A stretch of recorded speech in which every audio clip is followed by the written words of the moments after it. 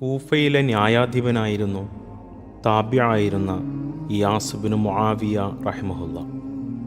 കാര്യങ്ങൾ യുക്തിപൂർവം പഠിച്ച് പ്രമാണബദ്ധമായി തീർപ്പ് കൽപ്പിക്കുന്നതിൽ അദ്ദേഹം വളരെ സമർത്ഥനായിരുന്നു. കൂഫയിൽ ഒരു കപടഭക്തനുണ്ടായിരുന്നു. അയാളുടെ ബാഹ്യമായ പെരുമാറ്റത്തിലും ഭക്തിപ്രകടനത്തിലും ആളുകൾ വിശ്വസിക്കുകയും സൂക്ഷിപ്പ് സ്വത്തുക്കൾ ഏൽപ്പിക്കുകയും ചെയ്തു. രക്ഷാധികാരികളില്ലാത്ത അനാഥ മക്കളുടെ ഒരുപാട് സ്വത്തും അവയിലുണ്ടായിരുന്നു. ഒരിക്കലൊരു വ്യക്തി അയാളുടെ കയ്യിൽ അല്പം പണം സൂക്ഷിക്കാൻ ഏൽപ്പിച്ചു. ആവശ്യം വന്ന് തിരികെ ചോദിച്ചപ്പോൾ അയാൾ പറഞ്ഞു, നിങ്ങൾ അങ്ങനെ ഒരു പണം എൻ്റെ കയ്യിൽ തന്നിട്ടേയില്ല എന്ന്. ആ വ്യക്തി ഇയാസ് ബിൻ മുആവിയ റഹ്മത്തുള്ളാഹിക്ക് മുമ്പിൽ വന്ന് പരാതി പറഞ്ഞു.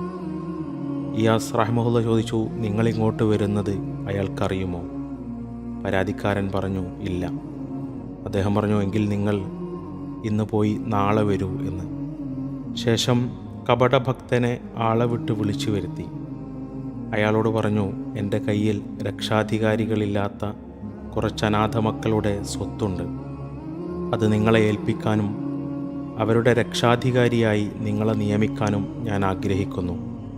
നിങ്ങൾക്കത് ബുദ്ധിമുട്ടാകുമോ? അയാൾക്ക് വളരെ സന്തോഷമായി.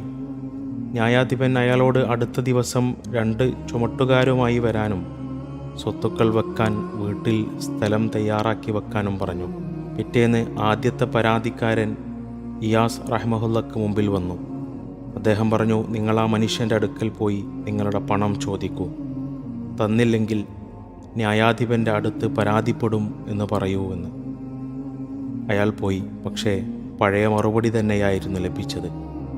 ന്യായാധിപൻ്റെ അടുക്കൽ പരാതിപ്പെടുമെന്ന് പറഞ്ഞപ്പോൾ കപടഭക്തൻ്റെ സമീപനം മാറി. അയാൾ നല്ല വാക്കുകൾ പറഞ്ഞ് അയാളെ സന്തോഷിപ്പിക്കുകയും ആ പണം തിരികെ കൊടുക്കുകയും ചെയ്തു. അല്പം കഴിഞ്ഞ് കപടഭക്തൻ 2 ചുമട്ടുകാരുമായി ഇയാസ് ബിൻ മുആവിയ റഹ്മത്തുള്ളാഹിയുടെ അടുക്കൽ വന്നു. അദ്ദേഹം കണക്കറ്റ മനുഷ്യനെ ശകാരിക്കുകയും അവസാനം അയാളോട് ഒരു വാചകം പറയുകയും ചെയ്തു. വല്ലാത്ത ഗൗരവമുള്ള ഒന്നാണത്. അള്ളാഹുവിൻ്റെ ശത്രു, നിങ്ങൾ എത്ര മോശം കാര്യമാണ് ചെയ്യുന്നത്.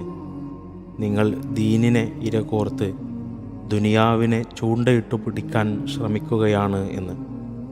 പ്രിയപ്പെട്ട സുഹൃത്തുക്കളെ, പലപ്പോഴും നമ്മളൊക്കെ നമ്മളുടെ ജീവിതത്തിൽ ദുനിയാവിൻ്റെ കാര്യങ്ങൾക്ക് വേണ്ടി ദീനിനെ ഇരകോർത്തിടാറുണ്ടോ എന്ന് ഗൗരവപൂർവം ചിന്തിക്കുകയും നമ്മളെ തന്നെ വിലയിരുത്തുകയും തിരുത്തുകയും ചെയ്യേണ്ട ഒരു സന്ദർഭം കൂടിയാണിത്.